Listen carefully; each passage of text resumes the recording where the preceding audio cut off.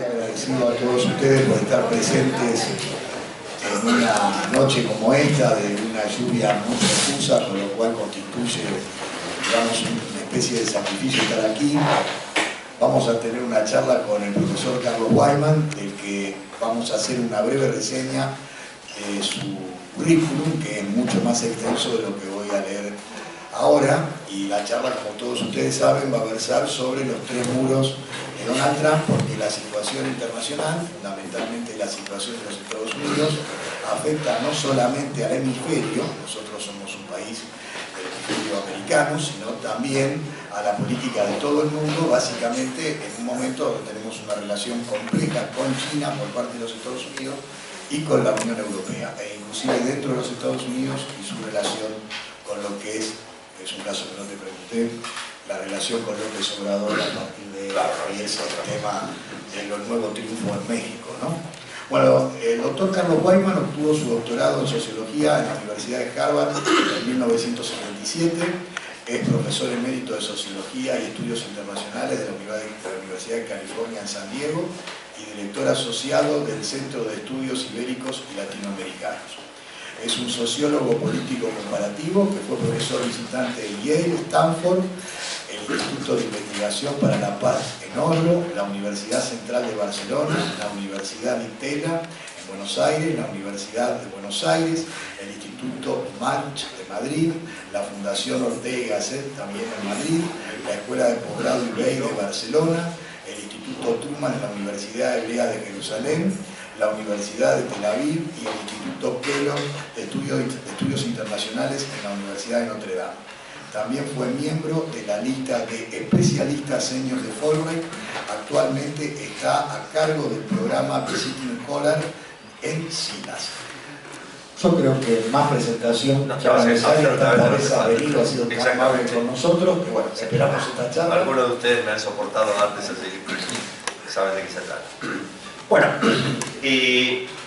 yo pensé que este título, Los tres muros de Donald Trump, es una metáfora útil para entender el proyecto de Donald Trump. O sea, cuáles son sus objetivos en la presidencia. Y empezando por el muro último que voy a discutir, que es el muro institucional. Digamos, son tres muros. En principio, el único muro digamos, para el cual la referencia es pertinente en un sentido material es el muro que él intenta construir en la frontera con México, es el muro fronterizo, es el primer muro del que voy a hablar. El segundo muro es un muro económico, es digamos, el muro proteccionista, digamos. Por ejemplo, la guerra económica que parece estar por desatarse entre Estados Unidos y China. Y el tercer muro es el muro institucional.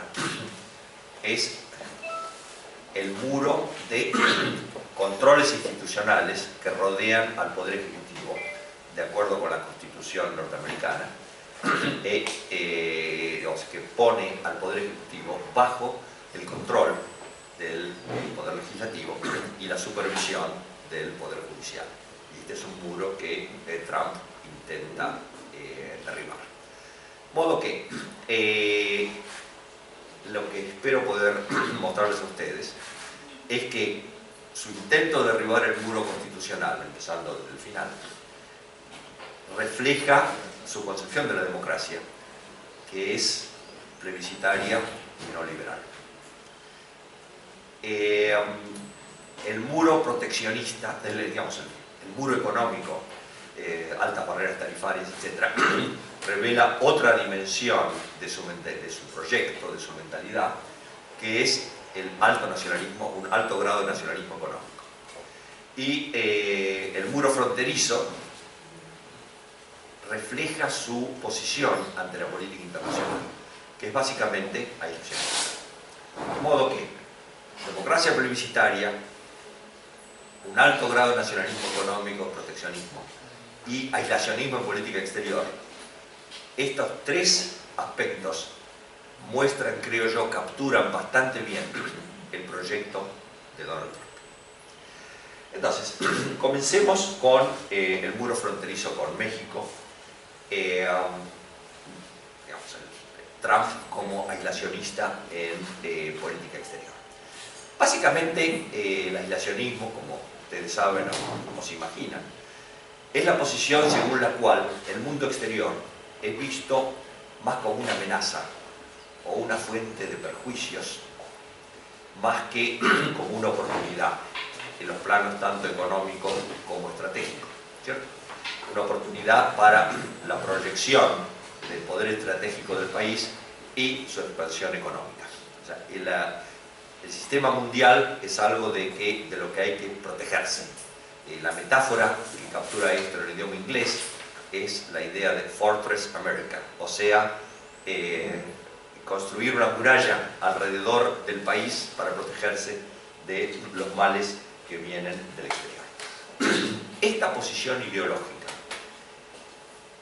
estuvo latente durante muchas décadas en el mundo de los que manejan la política exterior de los Estados Unidos.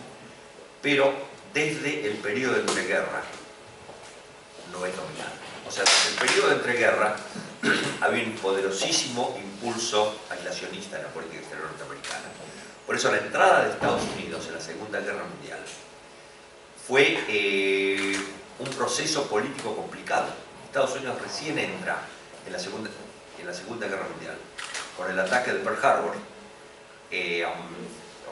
Prácticamente la guerra ya, la Segunda Guerra Mundial ya había terminado el primer tercio de la Segunda Guerra Mundial. Y eso es por el fuerte impulso aislacionista que existía en la sociedad norteamericana. Desde la Segunda Guerra Mundial hasta ahora, la política exterior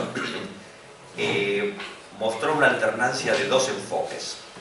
Uno es lo que se llama el liberalismo internacionalista y otro es el realismo. O sea, predominó el liberalismo internacionalista de los últimos presidentes, bajo Clinton, bajo Obama, el realismo bajo Nixon, bajo George Bush padre. No es necesario presentar la diferencia entre estos dos enfoques, más allá de decir que el propósito central de la política internacional bajo el liberalismo internacionalista es el de someter el país a las organizaciones internacionales, los regímenes basados en tratados internacionales, inclusive en situaciones en las que hacerlo no es la mejor opción desde el punto de vista estratégico para el país, pero es básicamente someterse al régimen internacional.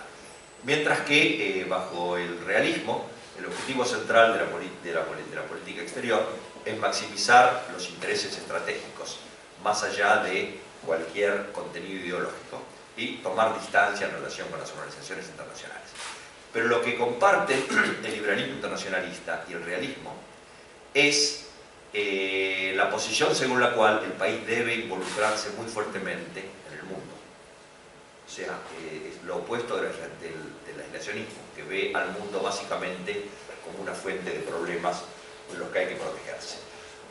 Ahora, instancias de aislacionismo desde que Trump llegó al poder. Primero, y sorprendente, sus ataques continuos a la NATO. O sea, como ustedes saben, la NATO, desde la Segunda Guerra Mundial, es el dispositivo central de la defensa de los Estados Unidos y del sistema de alianzas internacionales de los Estados Unidos. Básicamente, la Alianza Atlántica es el mecanismo central a través del cual Estados Unidos se relaciona con el mundo. Eso no implica que no haya tensiones dentro de la alianza. La tensión más importante tuvo que ver históricamente con el hecho de que Estados Unidos dedica mucho más recursos a la defensa común dentro de la NATO que la mayoría de los otros países de la alianza. O sea, la NATO estableció que cada país debe dedicar como mínimo un 2% de su Producto Bruto a la defensa. Estados Unidos dedica el 4%, la mayoría de los países europeos dedican entre el 1 y el 2%. Y varios de los países europeos más grandes, como Alemania o Francia, están más cerca del 1 que del Y eso siempre ha sido una fuente de tensión en la alianza. Pero Trump fue más allá de eso, cuestionó el principio central de la alianza, que es el compromiso de todos los miembros de NATO de acudir con sus fuerzas militares si uno de ellos es atacado. Eso es el principio de la defensa común. Trump ha dicho cosas tales como: ¿por qué tiene Estados Unidos que mandar a nuestros muchachos y nuestras chicas a morir por Estonia si a Estonia se le ocurre atacar a Rusia? Ahora, nunca un presidente norteamericano dijo semejante cosa. Obviamente no se activaría la NATO si el país de la NATO es un país agresor. Digamos, por lo menos teóricamente, en la letra de los tratados, la NATO es un sistema de alianzas basados en la defensa común. Pero los 3 países bálticos y Polonia están aterrorizados por la posibilidad de expansionismo ruso, especialmente después de la guerra de Ucrania, en la que Rusia utilizó fuerzas irregulares, presuntos voluntarios, entre comillas, que prácticamente lograron la secesión de una parte de Ucrania oriental.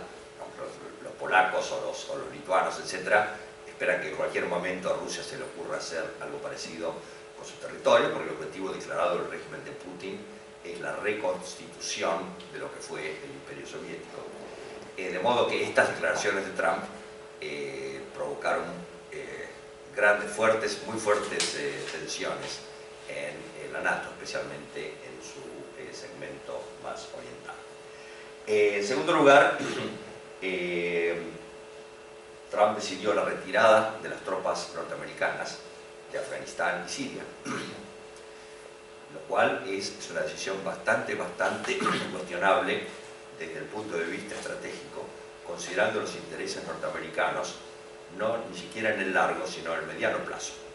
O sea, hay tropas norteamericanas en Afganistán, que son unos pocos miles, digamos, no es una presencia cuantitativa muy importante, pero que es estratégicamente muy importante, porque esas tropas asesoran, dirigen, etcétera, al ejército afgano. Y el problema de Afganistán es que si cae el gobierno actual de Afganistán, el país, el gobierno sería controlado por el talibán, y como ustedes recordarán, los talibanes fueron los anfitriones de Al-Qaeda, los muchachos que hicieron lo del 11 de septiembre. De modo que desde el punto de vista estratégico de los Estados Unidos, retirar su modesto contingente de tropas y posibilitar que los talibanes se apoderen del poder, francamente no parece muy positivo para Estados Unidos. En el caso de Siria la cosa es todavía más complicada, porque en la sangrienta guerra civil siria han intervenido de distintas maneras varios países extranjeros, básicamente Rusia e Irán, apoyando al régimen de Assad. Del otro lado, Estados Unidos y Arabia Saudita, básicamente, más el resto de los países de la NATO, de una manera mucho más modesta, apoyando a los sectores opuestos a Assad y no conectados con ISIS o Al-Qaeda. El retirar sus tropas de Siria implica que cuando la guerra civil llegue a su fin que está muy próximo, porque básicamente Assad triunfó, Estados Unidos no se va a sentar a la mesa en la que se decide el futuro de Siria. Y eso puede terminar en una situación en que Irán y Rusia, dos potencias que no son amigas de los Estados Unidos, terminen afirmando su control sobre Siria. O sea, es una decisión muy apresurada y que no parece ser consistente con los intereses estratégicos de los Estados Unidos.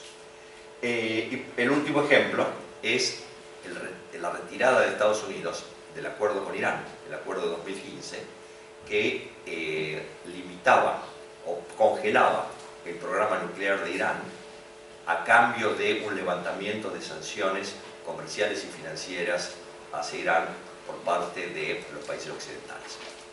El retiro la retirada de este acuerdo abre una situación de incertidumbre altísima que, como veremos en un minuto, puede llegar a tener ribetes muy, pero muy complicados. Ahora, ¿cómo entender este aislacionismo?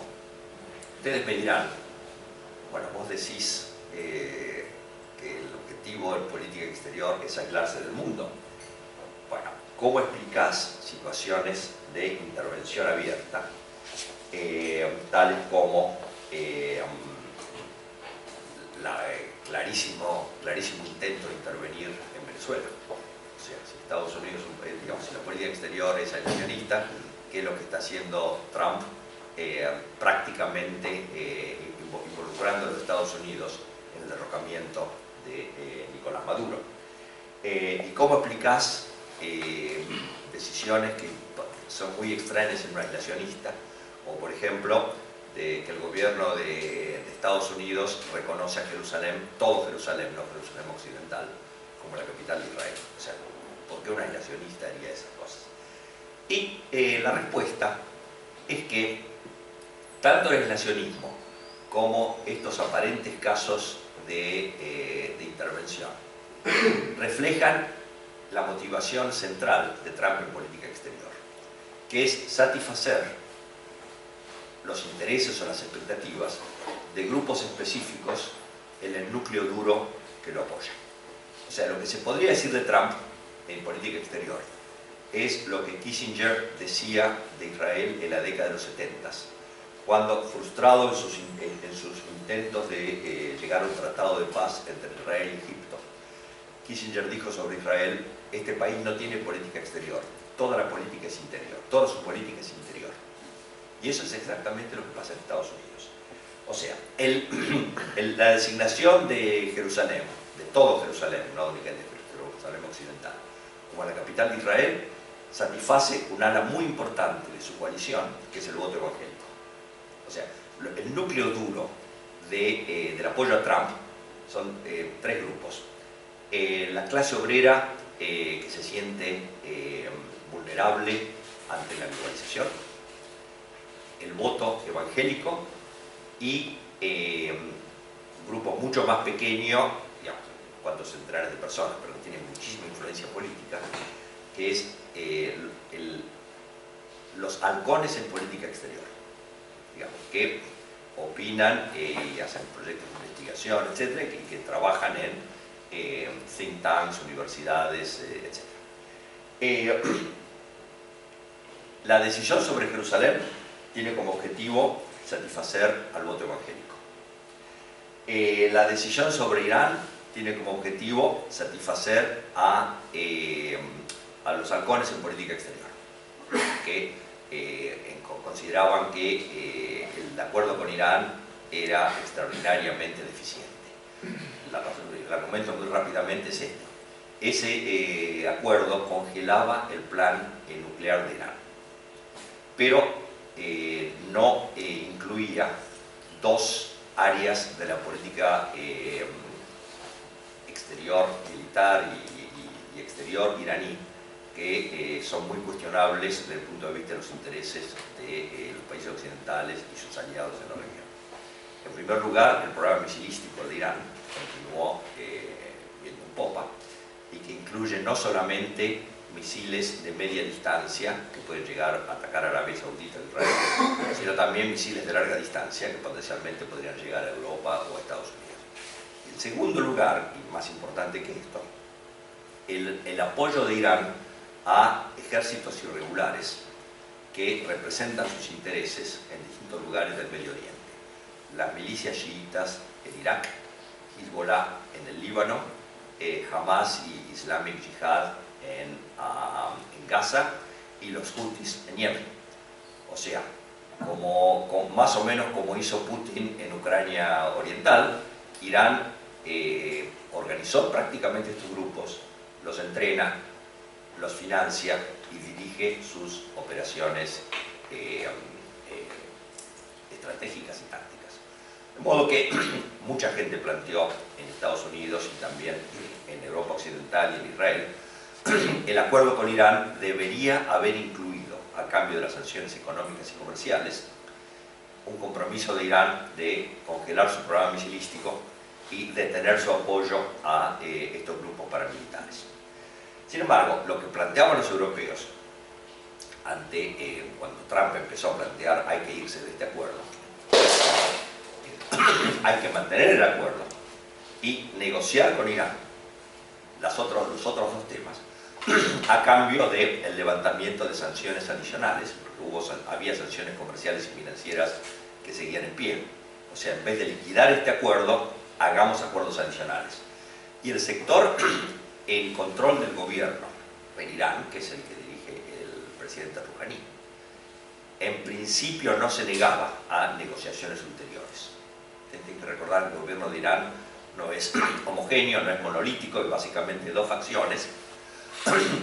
La facción más dura, que es la que controla la relación de Irán con estos grupos paramilitares irregulares en otras regiones del Medio Oriente, y el gobierno de Rouhani, que intenta llegar a algún tipo de détente con Occidente.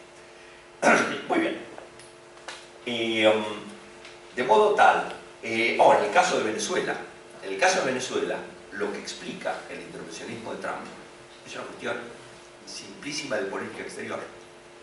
Es el voto cubano en Florida.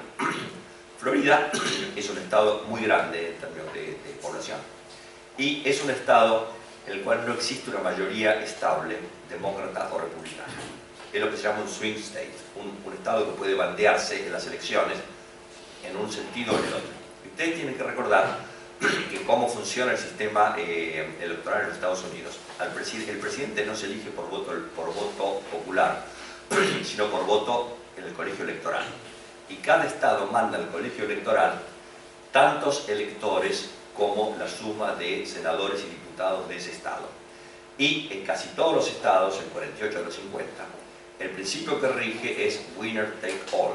Quiere decir, el que saca más votos, aunque sea un voto más, se lleva todos los electores de ese estado.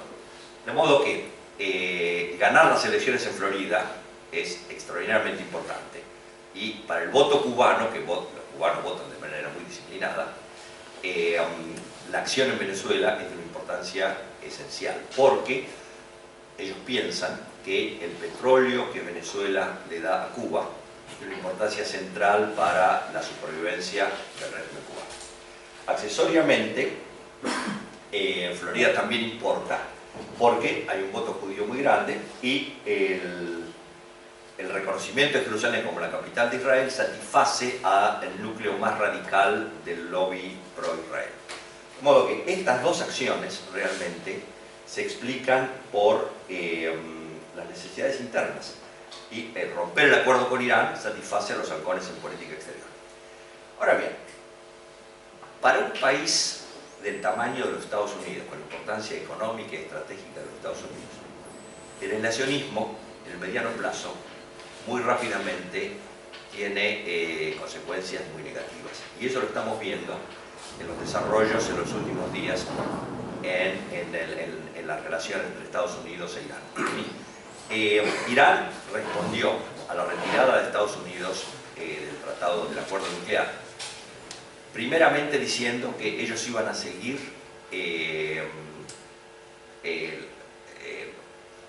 implicados, digamos, perdón, me está saliendo en inglés, ellos iban a seguir actuando de acuerdo con las estipulaciones de ese tratado, y lo mismo decidieron los europeos. Pero hace unos días, como Estados Unidos volvió a aplicar sanciones financieras y comerciales a Irán cuando Estados Unidos se retiró del tratado. Y estas sanciones son muy pero muy fuertes. Impiden que los bancos iraníes tengan ninguna conexión con Estados Unidos, que es el centro financiero, junto con Inglaterra, el centro financiero del mundo, pero que además impiden que funcione el sistema financiero norteamericano. Cualquier banco de cualquier país del mundo que tenga relaciones económicas con Irán. Además, impide la compra de petróleo por otros países. Básicamente, cualquier compañía de cualquier país que le compre petróleo a Irán no puede operar en los Estados Unidos. No, son sanciones muy pero muy fuertes, que han tenido consecuencias muy pero muy dañinas para la economía de Irán. Hace unos días el gobierno de Irán planteó que va a reiniciar el enriquecimiento de uranio y que si en 60 días los países europeos no se disocian de las sanciones norteamericanas, van a volver a operar el reactor nuclear de, creo que se llama Arik o el estilo Arak, que es el reactor nuclear que era el mecanismo esencial mediante el cual estaban desarrollando una bomba atómica. Bueno, realmente los europeos plantearon que no iban a aceptar eso, que no iban, digamos, disociarse de las sanciones norteamericanas. A lo que los europeos no están de acuerdo. Implicaría que los países europeos permitan a sus compañías y a sus bancos tener relaciones con Irán. Ahora, esta no es una decisión de los gobiernos, porque a las compañías o los bancos de Francia, Inglaterra, España, etc., no les conviene operar con Irán si eso implica que no pueden operar con Estados Unidos, porque el mercado norteamericano es muchísimo más importante para ellos que el mercado iraní. De modo que no es una decisión que está en manos de los gobiernos europeos. Pero de todas maneras, esto puede terminar mal, porque la facción de Rouhani tiene que mantenerse, digamos, no puede no hacer nada ante los efectos de estas sanciones sobre la economía iraní. Tiene miedo de ser desplazado por la fracción más dura. Y naturalmente hay una disputa latente por el poder. La fracción más dura sigue planteando que Irán tiene que responder a este tipo de agresión económica norteamericana. Y no sabemos cómo sigue la película. O sea, puede pasar cualquier cosa, por ejemplo, ataques de los irregulares iraníes a Israel o Arabia Saudita, lo cual puede tener consecuencias bastante imprevisibles, o la reactivación de esa alianza latente entre Israel y Arabia Saudita que se desarrolló en los últimos años por una acción militar contra Irán. No sabemos cómo puede terminar esto. De modo que, de nuevo, este caso muestra cómo el aislacionismo es un boomerang en relación con los intereses de Estados Unidos. Un comentario final acerca de el muro en la frontera con México. La frontera con México tiene 2.700 millas. En un tercio de esa frontera hay una barrera física. El resto de la frontera no está vigilado, cualquiera puede meterse.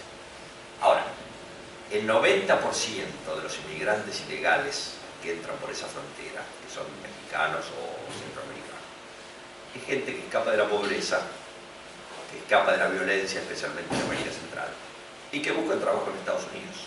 O sea, el argumento de Trump es que por esta frontera se meten narcotraficantes, criminales, etc.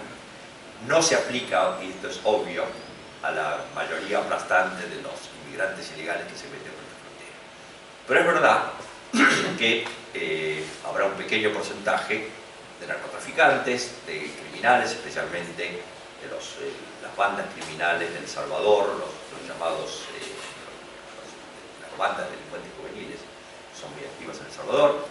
Tampoco es imposible que no se metan terroristas, aunque hasta el momento ningún individuo que cometió un acto terrorista en Estados Unidos entró por esa frontera de manera ilegal. Pero de todas maneras, lo que los expertos concluyen es que la manera más cara y menos efectiva de controlar una frontera es mediante una barrera física, o sea, una pared o una cerca. O sea, cámaras y sensores son muchísimo más efectivos y extraordinariamente más baratos. Pero el valor de la frontera para Trump es puramente simbólico. O sea, pega perfecto con el sector más importante de su base de apoyo, que son los trabajadores que han perdido o que tienen miedo de perder sus trabajos en la industria manufacturera. O sea, el empleo manufacturero en Estados Unidos en los últimos 30 años, si ustedes miran las curvas, ha caído en picada. Pero eso no es porque la industria está en crisis. La industria funciona muy bien. Digamos, el sector manufacturero de la economía norteamericana está floreciente.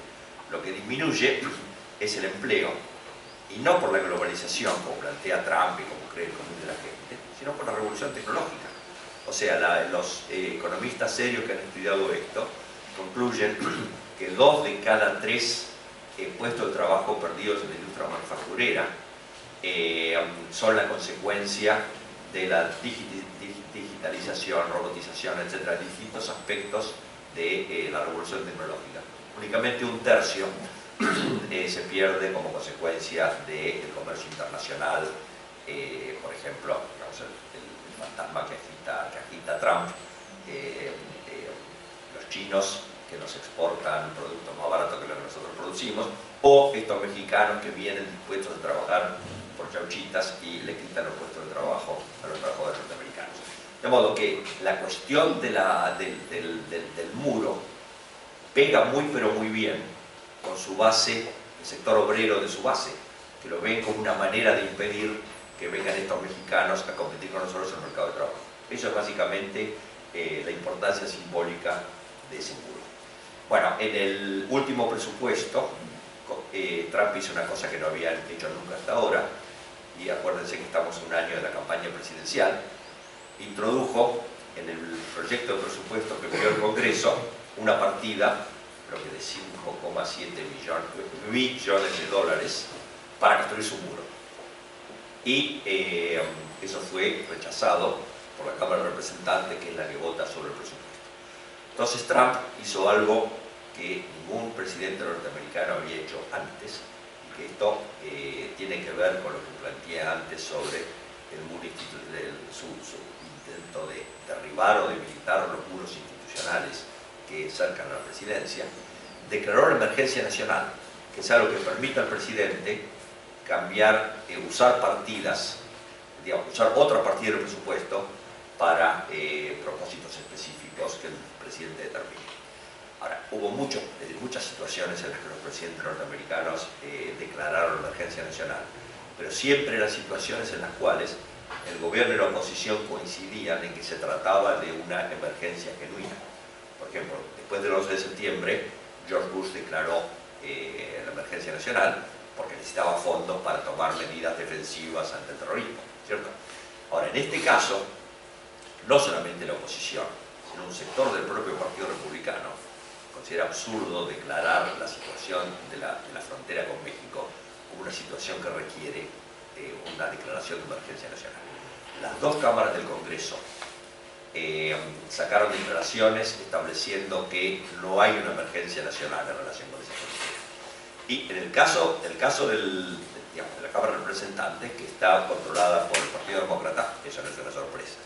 Lo interesante es que en el Senado, que también sacó una declaración, votaron a favor de esa declaración. No solamente los republicanos, no solamente los demócratas, sino alrededor de 1/4 de la bancada republicana. O sea, se disociaron abiertamente de Trump. El asunto está ahora en los tribunales. Por un lado la declaración de Trump, por otro lado las declaraciones de las 2 cámaras del Congreso, y no se sabe cómo termina esto, y digamos, evidentemente el problema no va a estar resuelto antes de las próximas elecciones. Pero lo que busca Trump es la noticia en el centro de la agenda política como argumento electoral. Eso es básicamente el objetivo de la declaración de emergencia. Muy bien, déjenme decir rápidamente algo acerca del segundo muro, el del proteccionismo. O sea, él tiene un objetivo realmente retrógrado, que es el tratar de reconstituir el empleo manufacturero de hace 30 años en una situación en la cual la economía norteamericana, que tiene una bajísima tasa de desocupación, 3,6% en este momento, que tiene un sector manufacturero extraordinariamente productivo, no tiene ninguna necesidad de volver atrás. Digamos, es absurdo. La única manera de volver atrás sería volver atrás tecnológicamente, digamos, o volver a tener el tipo de fábrica que había hace 30 años. Es un objetivo totalmente irrealizable. No solamente Trump lanzó esta guerra comercial con China, sino que tomó otras medidas proteccionistas desde el comienzo de su presidencia. La más importante es la retirada de Estados Unidos del Trans-Pacific Partnership, que iba a ser la zona de libre comercio más grande del mundo en términos de población.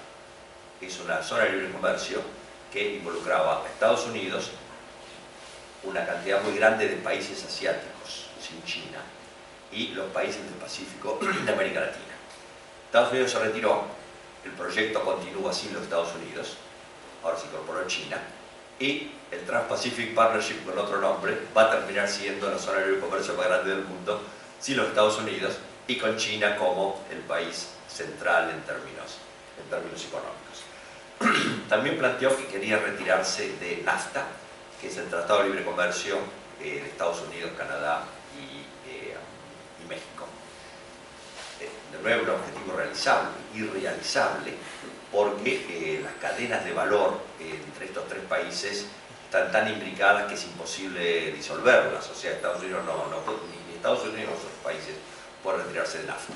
Pero de nuevo, es una consigna que pegaba muy bien con los trabajadores de la industria manufacturera, que básicamente veían NAFTA como un mecanismo mediante el cual las empresas norteamericanas se iban de los Estados Unidos, se iban a México, donde la mano de obra es más barata, ¿cierto? Como muchos casos de empresas que hicieron eso. Pero de nuevo, es algo que conviene a la economía norteamericana, porque si no es a México, va a ser a China o a algún otro país. Básicamente, si ustedes tienen zapatillas Nike o iPhones, estos son productos que son diseñados en Estados Unidos por empresas norteamericanas y manufacturados en China. La mayor parte de los automóviles que se producen en Estados Unidos tienen partes que vienen de México. O sea, uno compra un auto en Estados Unidos y a lo mejor el 60% está hecho en México. O sea, la industria norteamericana no solamente está vivita y coleando, sino que conserva en Estados Unidos los segmentos de la producción que producen más valor agregado. Y lo que está tercerizando es el trabajo manual menos calificado. Eso es básicamente la manera en que está funcionando la División Internacional del Trabajo para los Estados Unidos.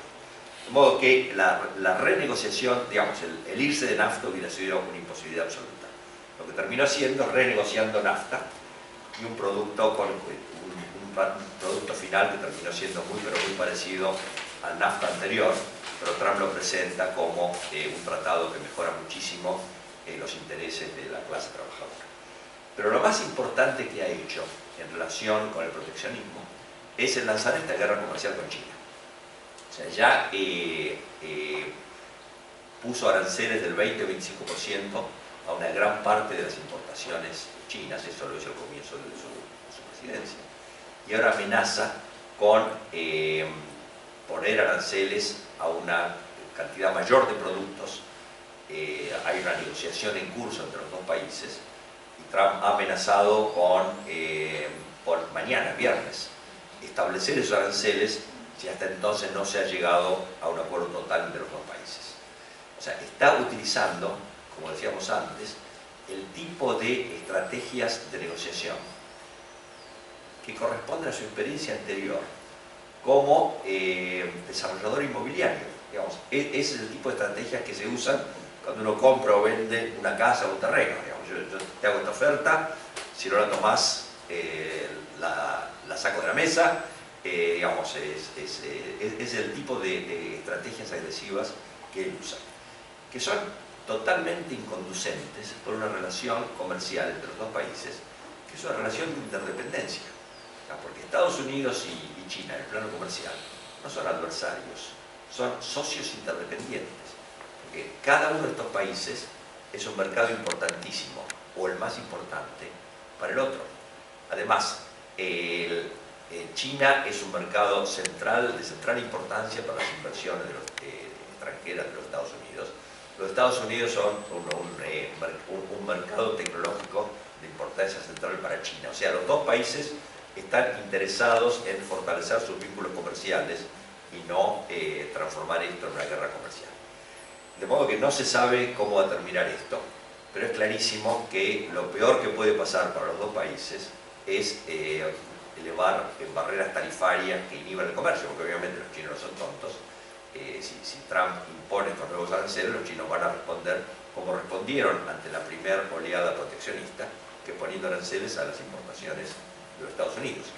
Ahora, Trump tiene un arma muy fuerte en su poder, que es el hecho de que la imposición de estas tarifas nuevas, esto ha sido calculado por los economistas, recortaría en 1/3 el crecimiento económico de China este año. O sea, estamos hablando de algo que tiene una importancia extraordinaria para China. El crecimiento del producto en China el año pasado fue del 6,6 o el 6,4, no recuerdo. Este año va a ser más o menos igual. O sea, pasar del 6,6 al 4,6 tiene una importancia fortísima para China. Pero Estados Unidos también se perjudicaría, es una cosa clarísima. En principio ya las acciones cayeron en los últimos días como consecuencia de la intensificación de esta guerra comercial. Entonces, de nuevo, este es un juego peligroso que puede llevar a represalias recíprocas en las que se perjudican todos. Muy bien, el problema es que el proteccionismo es algo muy insidioso, es algo que los argentinos conocemos muy bien, porque la sustitución de importaciones, tal como se practicó en la Argentina, es un argumento que yo he hecho ad nauseam, tiene el mismo tipo de consecuencias negativas pero opacas. O sea, el primer efecto de la protección es aparentemente positivo, o sea, aumenta la producción, aumenta el empleo.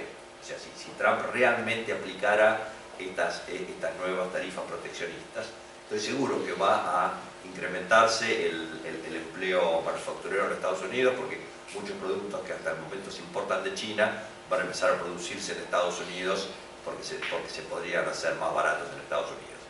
De modo que él quedaría maravilloso con su base. Ahora, las consecuencias a largo plazo del proteccionismo son la declinación económica, la generación de industrias con una falta de competitividad, menor capacidad de exportar al mundo, o sea, las tendencias hacia el estancamiento que hemos visto en la economía argentina a partir de los primeros 20 o 30 años de la sustitución de importaciones, también se manifestarían en la economía norteamericana o en cualquier otra economía. El problema es que cuando aparecen estas consecuencias negativas de largo plazo, son opacas. La gente, el común de los ciudadanos, no las conecta con la imposición de barreras tarifarias 20 o 30 años antes. O sea, ¿por qué la Argentina hoy es un país mucho más pobre en relación con, digamos, España o Italia u otros países europeos que lo que era hace 60 años? Bueno, yo creo que la consecuencia, la razón central es la sustitución de importaciones tal como se produjo en la Argentina. Protección indiscriminada, que no es contingente en términos de obligar a las industrias protegidas a exportar o a mantenerse en la vanguardia tecnológica, sino que es una protección ilimitada en el tiempo y sin requerimiento de mantener la competitividad, etcétera, etcétera.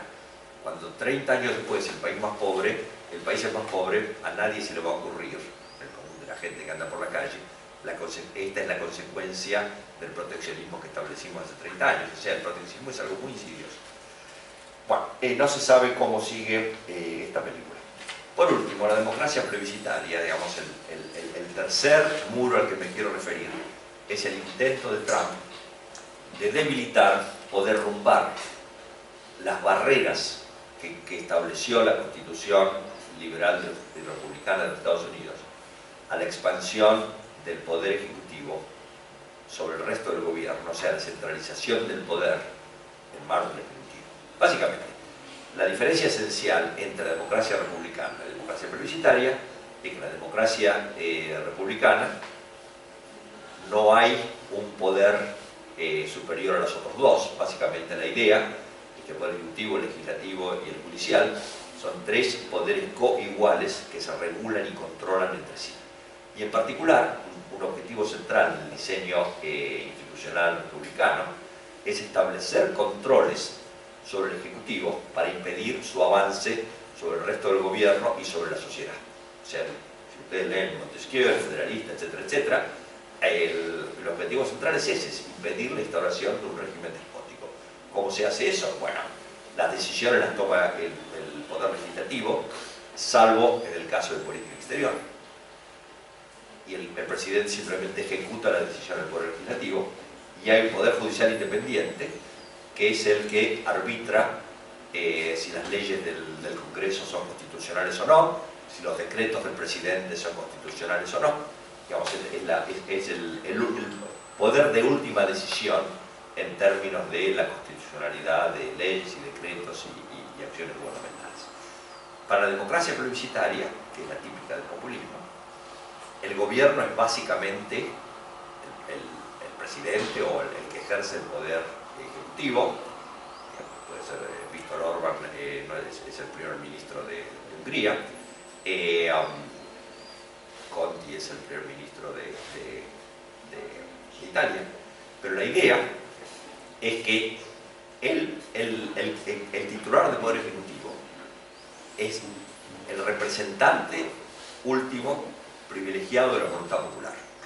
Y por lo tanto, la expectativa es que tanto el Parlamento como el Poder Ejecutivo sean instrumentos legitimadores, el Parlamento y el Poder Judicial sean instrumentos legitimadores de las decisiones del Poder Ejecutivo. Eso es la democracia plebiscitaria. La idea es: yo gané las elecciones, hay apoyo del pueblo, por lo tanto, el que se oponga a lo que yo quiero hacer se está oponiendo a la voluntad popular.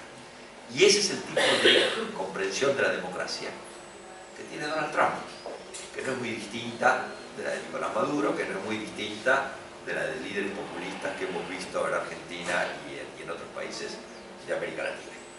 Desde su llegada al poder, llevó a cabo ataques frontales a los límites institucionales, al Ejecutivo, tanto los informales como los formales.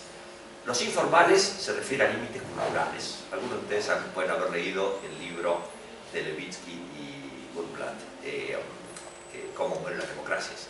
O sea, hay barreras culturales que ningún presidente anterior cruzó y que Trump cruza. O sea, agresiones verbales a opositores, digamos, o a comités del Congreso, o a jueces, agresiones verbales que son generalmente insultantes. O sea, la exploración de resquicios posibles para avanzar sobre los otros poderes que otros presidentes jamás han utilizado y que él está dispuesto a utilizar. O sea, acciones que pueden tal vez ser legales, pero que no son legítimas, algunas de las cuales vamos a ver en unos segundos. Pero básicamente él ataca la cultura del pluralismo y la autolimitación, que es esencial para que funcione la democracia republicana. Pero también ha atacado límites formales. O sea, básicamente él ve intentos por parte de agencias autónomas del Estado, el Poder Judicial o el Congreso, de controlar lo que hace el presidente como legítimas, como atentados contra el ejercicio de la voluntad popular por el presidente que representa esa voluntad popular. Y hasta ahora sus intentos no han sido terriblemente exitosos. O sea, estas barreras, con algunos altibajos, básicamente hasta ahora han funcionado bien. Bueno, yo me referí a límites formales, me refería a agencias autónomas del Estado, el Poder Judicial y el Congreso. Agencias autónomas del Estado, me refiero al Departamento de Justicia, que en la legislación norteamericana es autónomo. El FBI, la Reserva Federal, que es el Banco Central, son agencias que forman parte de la constelación de agencias que constituyen el Poder Ejecutivo, pero que no están controladas directamente por el presidente. Bueno, lo primero que hizo Trump apenas llegó al gobierno fue intentar detener de todas las maneras posibles la investigación del fiscal Mueller sobre la interferencia rusa en la campaña electoral. Básicamente, como ustedes saben, desde el principio de la presidencia de Trump, había muchísimas indicaciones de que hubo una masiva interferencia rusa a través de las redes sociales en la elección norteamericana. O sea, miles de cuentas falsas en Facebook y Twitter que aparentaban ser norteamericanas, obras de arte en el campo de la inteligencia, deberíamos decir, porque estaban escritas de una manera que parecen absolutamente genuinas. O sea, no solamente en inglés coloquial, sino en el inglés coloquial característico de distintas categorías de la población a la que estas cuentas intentaban influir. O sea, usando no solamente el lenguaje coloquial, sino el lenguaje coloquial de hoy. Es algo extraordinario desde el punto de vista técnico. Pero básicamente el objetivo de esta interferencia, como sucedió también en la elección sobre el Brexit en Gran Bretaña y las últimas elecciones nacionales en Francia y Alemania, consistió básicamente en intentar polarizar, apoyando por un lado a la extrema izquierda y por otro lado a la extrema derecha. Entonces, estas cuentas falsas apoyaban a Trump, digamos, por un lado representando presuntamente a gente de la extrema izquierda y por otro lado de la extrema derecha, pero enfocando sus objetivos en los ataques a Hillary Clinton. Bueno, el Departamento de Justicia nombró a un fiscal, Mueller, que es un tipo muy pero muy respetado, un tipo que fue director del FBI.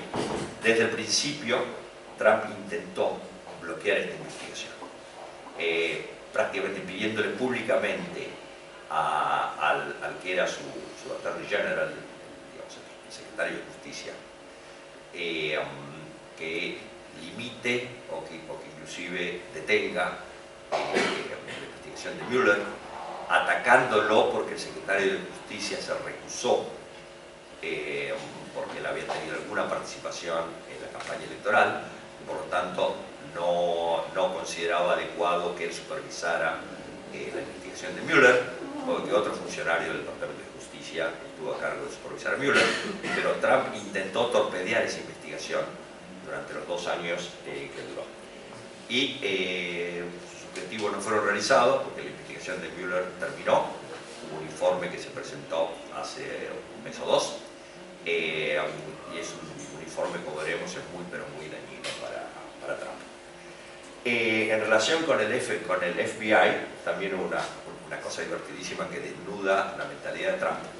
Cuando él llega al gobierno, el FBI tenía un director, un tipo muy altamente respetado, un señor Comey, que venía de la gestión anterior. Digamos, el presidente no nombra un nuevo director del FBI cuando llega al gobierno, digamos, es una agencia autónoma. Trump lo cita a Comey y le pregunta si puede confiar en que Comey va a ser leal a él. Comey se sintió sorprendido, no sabía qué decir y balbuceó cosas tales como: claro que sí, pero mi lealtad es a la Constitución y a la ley. O sea, dijo lo que tenía que decir y Trump quedó horrorizado y lo echó. Esa es una situación que no sé si es técnicamente obstrucción de la justicia, pero claramente la intención es poner a la justicia bajo su control. Pero de nuevo, se nombró un nuevo director del FBI que sale de las filas del FBI. El FBI mantuvo su relación de distancia con Trump. O sea, es una situación en la que él no podría pedir al FBI, digamos, que investigue un opositor político. O sea, los tipos mantienen hasta el momento, por lo menos, su profesionalismo. También intentó influir sobre la Reserva Federal, cosa que de nuevo ningún presidente ha hecho antes. O sea, criticando abiertamente a la Reserva Federal, porque la Reserva Federal está subiendo las tasas de interés. Trump, como todo político, quiere que las tasas de interés sean lo más bajas posibles. No me refiero a la Argentina, que es un caso muy especial. Como sabemos, hay países ricos, países pobres, Argentina. Pero la situación normal es que un presidente, especialmente antes de una elección, quiere que las tasas de interés sean lo más bajas posibles, cosa de que haya más actividad económica, más bienestar económico, etcétera, etcétera. Ahora, como la Reserva Federal tiene como objetivo central mantener el valor de la moneda, la Reserva Federal está dirigida por expertos en política monetaria. Llegaron a la conclusión de que había que subir un poquito la tasa de interés.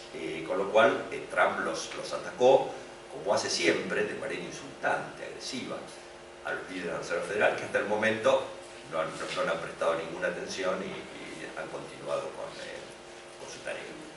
Bueno, Trump también ha sido limitado por el Poder Judicial. La derrota así más contundente ha sido su intento, apenas llega al gobierno, de impedir la entrada de musulmanes a Estados Unidos. O sea, apenas llega al gobierno, Trump establece una lista de países cuyos ciudadanos no pueden entrar a los Estados Unidos. Y esos países eran todos países musulmanes, menos Corea del Norte. Bueno, eso inmediatamente fue anulado por la justicia. O sea, hubo múltiples demandas judiciales y absolutamente todos los jueces declararon que ese decreto era inválido porque violaba principios constitucionales básicos. De modo que ahí fue contenido. Luego hubo un segundo decreto, el cual establecía una lista mucho menor de países, algunos de ellos musulmanes, con el argumento de que eran países cuyos gobiernos no podían entregar información a los Estados Unidos sobre los ciudadanos que pedían visa, o no querían hacerlo, o no era confiable si lo hacían. O sea, si el gobierno de Siria, un país en medio de una guerra civil, no te puede decir si alguien que pide una visa tiene antecedentes criminales o terroristas. Eso es razonable. Y si el gobierno de Irán te da la información, no confías en el gobierno de Irán porque pensás que el gobierno de Irán promueve el terrorismo internacional. O sea, ese segundo decreto era mucho más razonable y fue aceptado por los tribunales, pero el primero fue rechazado. En cuanto al Congreso, aquí la situación es más complicada, porque hasta el momento la mayoría de los republicanos han sido leales a Trump. No todos, o sea, muchos republicanos importantes en el Congreso lo critican abiertamente. Ya les conté que la declaración de que no hay una emergencia nacional en la frontera con México fue apoyada por una proporción importante de los senadores republicanos. Pero hay en este momento una situación que potencialmente podría ser muy grave constitucionalmente, que es el hecho de que distintos comités del Congreso están pidiendo al secretario, digamos, al Attorney General, al abogado de la Casa Blanca y a Mueller que testifiquen sobre distintos aspectos del informe Mueller que mostrarían que ha habido intentos efectivos por parte de Trump de bloquear o limitar la investigación, o sea que sería una situación de obstrucción de la justicia, que es una causal de juicio político, de impeachment. Trump se niega a que sus funcionarios testifiquen ante el Congreso. El Congreso está declarando al Attorney General como en rebeldía hacia el Congreso, contempt of Congress, que es una medida que muy raramente ha sucedido, digamos, luego de lo cual el Congreso tiene teóricamente derecho a meter preso al individuo, pero que eso no se hace, pero crea una situación de confrontación pero muy brutal entre el Ejecutivo y el Congreso. También ha impedido que se entregue al Congreso una versión completa del informe Mueller, en el cual en la versión que se entregó al Congreso había secciones, como se decía, bloqueadas. Sí, se dice redacted en inglés, presuntamente por razones de confidencialidad, cosa que el Congreso rechaza. Trump dice que es una situación de lo que se llama en inglés executive privilege, pero el executive privilege, tal como se interpreta en la legislación norteamericana, solo se refiere a situaciones de seguridad nacional, cuestiones que tienen que ver con espionaje, fuentes de espionaje, etcétera, etcétera, que no se aplica a este tipo de investigación, porque los que hicieron espionaje en todo caso fueron los rusos y no los norteamericanos. Ahora, esto es un impasse que va a terminar en los tribunales. No sabemos cómo van a afectar los tribunales, porque el Congreso va a pedir a los tribunales que obliguen a estos funcionarios a ir a declarar, que obligue al presidente a entregar la versión completa del informe Mueller. Y de nuevo, en el sistema de derecho común, los jueces fallan sobre la base de precedentes, y para estas dos cosas, la entrega de la versión completa del documento y obligar a los funcionarios a declarar ante el Congreso, los precedentes que existen, ninguno de ellos favorece a Trump. O sea, es una situación en la cual jueces, más allá de sus preferencias políticas, tendrían que fallar en contra de Trump. O sea que no sabemos cómo sigue la película. Pero de todas maneras, y con esto concluyo, todas estas acciones de Trump, tanto el intentar debilitar los muros institucionales que rodean el Poder Ejecutivo, como intentar construir muros económicos y físicos, digamos, y en política exterior, revelan que Trump se mueve tratando de implementar el libreto de los líderes populistas. O sea, básicamente, salvando las distancias, digamos. Esto es lo que pasó, así se inició el régimen de Chávez Maduro, así actúa Orbán en Hungría, así actúa Erdogan en Turquía, así actuaron algunos líderes populistas que hemos tenido en Argentina. O sea, está aplicando el mismo libreto. Ahora, hasta el momento, las instituciones han sido suficientemente fuertes como para detenerlo, como para impedirle avanzar sobre las otras ramas del gobierno y sobre la sociedad. Hasta el momento. No sabemos cómo sigue la película. El tema, la pregunta más importante, digamos, esto puede terminar con un impeachment, un juicio político, si él se niega a entregar estos documentos, permitir que estos funcionarios entreguen ante el Congreso. Tal vez no haya un impeachment porque hay una elección el año que viene y no sabemos cómo puede terminar esta elección. Pero si él fuera reelecto y fuera reelecto de manera contundente, esto no sería muy bueno para la calidad de la democracia en Estados Unidos, ¿cierto? Esto debilitaría a la oposición a Trump en el Congreso, en el Poder Judicial y en la sociedad. ¿Cuán probable es que Trump sea reelecto? No lo sabemos. En principio, hay algunos factores que son positivos para Trump y otros que son negativos para Trump. Los positivos para Trump son, naturalmente, primero la situación económica, que la economía le va muy bien, y la gente, el votante, tiende a asociar su bienestar económico con el gobierno de turno. Ahora, como charlábamos antes, este bienestar económico no se debe a nada que haya hecho Trump, sino que es la continuación de tendencias que comenzaron en la economía norteamericana a partir de la crisis del 2008, o sea, la continuación de tendencias que existían en la época de Obama. Y además, una consecuencia de la guerra civil con China, si se agrava, es que va a haber un cambio en la situación económica, pero hasta el momento la situación económica va viento en popa y eso tendría que ser un factor que ayude a Trump. Lo otro que puede ayudar a Trump son los conflictos internos de la oposición, o sea, dentro del Partido Demócrata. El Partido Demócrata en los últimos años ha estado en ascenso un ala de izquierda. Un ala de izquierda cuyos líderes inclusive se autodenominan socialistas, lo cual era un argumento facilísimo a Trump. Trump dice, bueno, Bernie Sanders es socialista, ustedes quieren un gobierno socialista, miren lo que pasa en Venezuela, Bernie Sanders en el gobierno terminaría llevándolo a Estados Unidos a una situación como la de Venezuela. Es absurdo porque lo que Bernie Sanders llama socialismo es a lo sumo lo que se llamaría socialismo en Suecia, no va más allá de eso, no tiene nada de marxista, ni de radical, ni nada político. Pero de todas maneras, Bernie Sanders y algunos representantes jóvenes en el Congreso se autodenominan socialistas y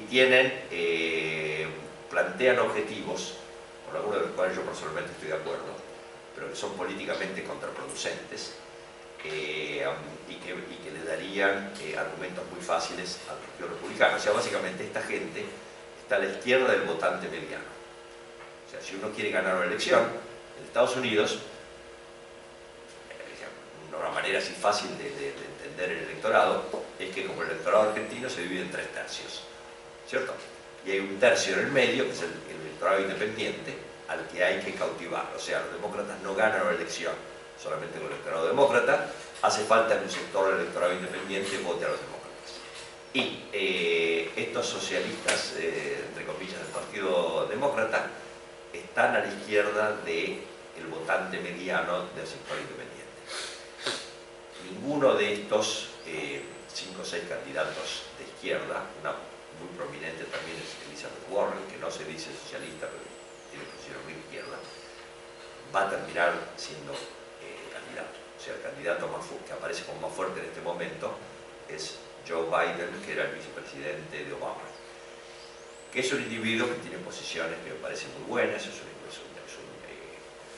demócrata moderado, digamos, estilo Obama y estilo Bill Clinton, pero que es un tipo que no inspira emoción en nadie, digamos, es un tipo aburrido. O sea, imagínense de la Rúa, ese tipo de candidato, no, pero es un tipo muy sólido como de la Rúa, es un tipo muy sólido intelectualmente, pero que no es un tipo que emociona a las masas. O sea, Bernie Sanders emociona, digamos, ¿quiénes son los seguidores de Bernie Sanders? Los estudiantes y los profesionales jóvenes, ¿cierto? Entonces Bernie Sanders dice, bueno, una de sus consignas es, en inglés, el Medicare for All, significa básicamente un sistema de salud público único como el que existe en Gran Bretaña. Personalmente me parece maravilloso. El problema es cuando le explicas al señora que vota que para hacer eso habría que aumentar los impuestos que pagan un 50%, bueno, hay una gran proporción del electorado descubriría que no está en su interés tener Medicare for All, ¿no es cierto? Y algunos de los demócratas de izquierda se han ido muy a la izquierda, digamos, propuestas puramente demagógicas, como ser liberarse de la dependencia en los combustibles fósiles en 10 años. ¿Cómo va a ser una cosa así? O sea, es facilísimo para los demócratas decir, vos querés liberarte de, digamos, querés llenar el país de granjas eólicas y solares y cosas por el estilo, bueno, te va a aumentar los impuestos un 50% para poder hacerlo. O sea, son reivindicaciones que son extraordinariamente contraproducentes en el momento, en la situación política de los Estados Unidos. O sea, lo que necesita el Partido Demócrata es tener un candidato centrista y más atractivo que Joe Biden. O sea, ¿cómo termina esto? No lo sé, porque hay 20 y pico de candidatos presidenciales en el Partido Demócrata y en los próximos meses quedarán 4 o 5 y ahí veremos quién termina siendo el antagonista a Trump. De todos modos, también hay factores que son negativos para Trump. En primer lugar, no sabemos cómo la opinión pública va a terminar digiriendo el informe Mueller. El informe Mueller concluye en que sí, hubo interferencia masiva del gobierno ruso en las elecciones, hubo múltiples instancias de interacciones entre funcionarios de la campaña electoral de Trump y agentes de inteligencia rusa que están documentados, reuniones, etc. Pero no hay evidencia de que haya habido una colaboración deliberada. O sea, no hay ninguna evidencia de que los funcionarios de la campaña electoral supieran que la gente rusa con la que trataban eran agentes de inteligencia. O sea, no hubo una decisión deliberada de colaborar con ellos.